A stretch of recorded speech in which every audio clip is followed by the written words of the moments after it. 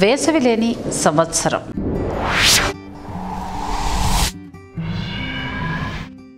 ఆహా, టైటిల్ వినగానే ఇలా మనకు కూడా జరిగితే ఎంత బాగుండో అని మనలో చాలామంది అనుకోవటం సహజం. అవును, మరి బతుకు జీవుడా అని ఆ 2 నెలలు అసలు ఎందుకు బ్రతుకుతామో లేదో అనే సందేహాన్ని మనకు కలిగేలా చేసిన ఆ దావాగ్ని వేసవి లేనిది మనకు చాలా ప్రశాంతంగా ఉంటుంది కదా. కానీ ఇది ప్రకృతి, ఇక్కడ అలాంటివి సాధ్యపడవు అని అనుకున్న అందరినీ ఇంకోసారి ఆశ్చర్యపరిచింది ధరణిమాత. రండి, వేసవి లేని సంవత్సరం గురించి తెలుసుకుందాం. 1816ని వేసవి లేని సంవత్సరం అని అంటారు. దీన్ని బేదరికపు సంవత్సరం అని, మృత్యు శీతలం అని కూడా అంటారు. తీవ్రమైన వాతావరణ వైపరీత్యాల కారణంగా భూమిపై ఉష్ణోగ్రతలు 0.4 నుంచి 0.7 సెంటీగ్రేడ్కు పడిపోవడంతో ఏర్పడిన పరిస్థితుల వలన దీన్ని అలా పిలవడం జరుగుతుంది. దీనివల్ల ఉత్తరార్ధ గోళంలో పెద్ద ఎత్తున ఆహార కొరత కూడా ఏర్పడిందండి. 1815లో ఇండోనేషియాలోని సంబావా దీవి, అప్పటి డచ్ ఈస్ట్ ఇండీస్లోని తంబోరా అగ్నిపర్వతం విస్ఫోటనం చెందడం వల్ల ఈ వైపరీత్యానికి ప్రధాన కారణం. 1300 ఏళ్ల తరువాత ఇంత పెద్ద అగ్నిపర్వతం విస్ఫోటనం ఇదే. అంతకుముందు 1814లో జరిగిన ఫిలిప్పీన్స్లోని మాయోన్ అగ్నిపర్వతం పేలుడు ఈ పేలుడు ప్రభావాన్ని తీవ్రతరం చేసింది.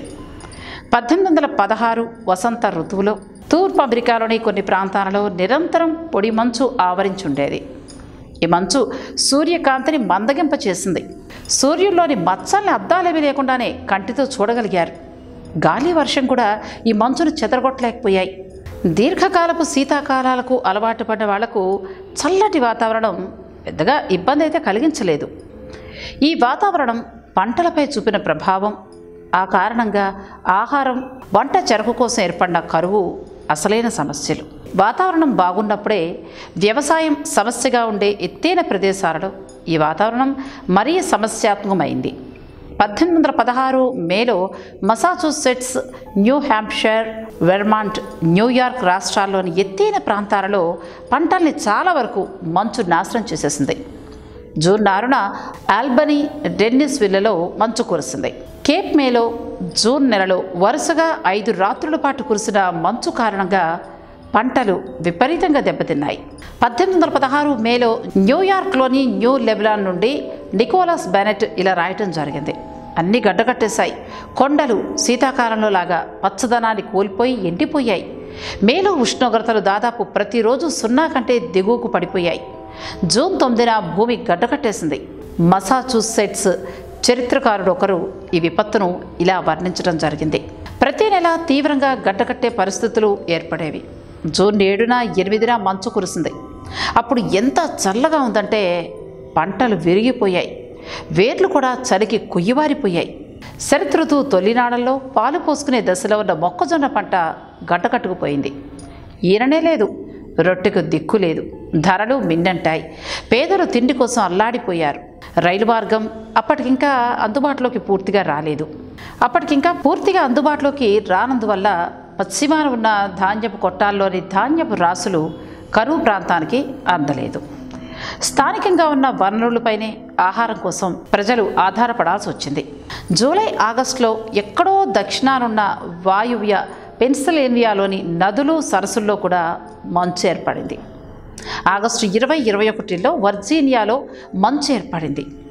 ఉష్ణోగ్రతల్లో మార్పులు ఆకస్మికంగా ఉండేవి. కొన్ని గంటల్లోనే ఉష్ణోగ్రత 35 డిగ్రీల సెల్సియస్ నుండి దాదాపు 0కు పడిపోయేది. అధ్యక్షుడిగా పనిచేసి తరువాత మోంటిసెల్లోలో వ్యవసాయం చేసుకుంటున్న థామస్ జెఫర్సన్ పంటలు దెబ్బతినడంతో అప్పుల్లో కూరుకుపోయాడు. మొక్కజొన్న పంట 3 వంతుల దాకా దెబ్బతినడం జరిగింది అని సెప్టెంబర్ 13న ఒక వర్జీనియా వార్తాపత్రిక రాస్తూ మంచు, కరువు కలిసి ప్రజల ఆశలను మొగ్గలోనే తుంచేశాయి అని రాసింది నార్ఫోక్. వర్జీనియాలోని వార్తాపత్రిక ఒకటి ఇలా రాయటం జరిగింది. జూలై సగం గడిచింది, కానీ అది వేసవి కాలం అని చెప్పేందుకు ఒక్కరోజు కూడా కనబడలేదు. అంతకుముందు 3 నెలల నుండి తూర్పు గాలులే వీస్తున్నాయి. ఆ సమయంలో సూర్యుడు మినుకుమంటూ ఉన్నాడు. ఆకాశం మబ్బులు కమ్ముంటోంది. గాలిలో తేమ బాగా ఉండి ఇబ్బందిగా ఉంటోంది. బాగా చల్లగా ఉండి ఎప్పుడూ చలిమంటల పక్కనే కూర్చోవాలి అని అనిపిస్తోంది. వరుసగా ఏర్పడిన అగ్నిపర్వత విస్ఫోటనాల వలన అనేకేళ్ల పాటు పంటలు దెబ్బతిన్నాయి. 1815లో తంబోరా విస్ఫోటనంతో ఇది పరాకాష్ఠకు చేరింది. నెపోలియన్ కాలం నాటి యుద్ధాల నుండి అప్పుడప్పుడే తేరుకుంటున్న ఐరోపాలో మళ్ళీ ఆహార కొరత మొదలైంది. ఇంగ్లాండ్, ఫ్రాన్స్లో తిండి గొడవలు కూడా జరిగాయి. ధాన్యపు గోదాముల్ని దోపిడీ చేశారు.